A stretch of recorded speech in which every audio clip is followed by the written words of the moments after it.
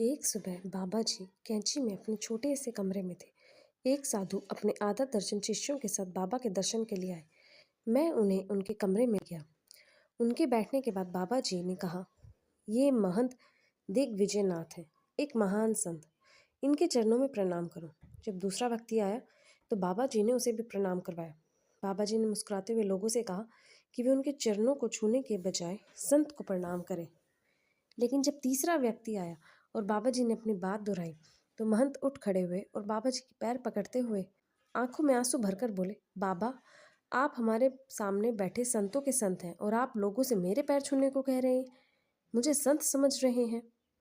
एक संत को केवल वही जान सकता है जो स्वयं एक संत है। यही बात बुद्धिमानों ने कही है। इसलिए हम कम से कम मेरे लिए तो महान संत बाबा जी को जानने का कोई दिखावा नहीं कर सकते। भगवत गीता से हम सीखते हैं कि एक संत एक ऐसा व्यक्ति होता है जिसका दोहरा व्यक्तित्व होता है, दिव्य और मानव। हम में से कई लोगों ने बाबा जी में मानवीय व्यक्तित्व देखा है, लेकिन इसका मतलब यह नहीं है कि उनके अंदर दिव्य व्यक्तित्व देखने का दावा कर सकते हैं। संत में दिव्य व्यक्तित्व मानवीय ढांचे में समाहित होता है, लेकिन पूरी तरह से एक जैसा नहीं होता। मानवीयता का निचला हिस्सा और दिव्यता का ऊपरी हिस्सा एक दूसरे से बहुत दूर होता है।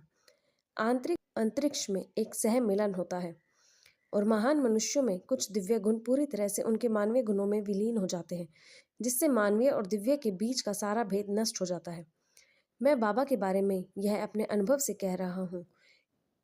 मैंने उन्हें कभी भी दिव्य मुकुट पहने नहीं देखा, लेकिन मैंने हमेशा उनके प्रेम और करुणा के दिव्य गुणों को देखा है।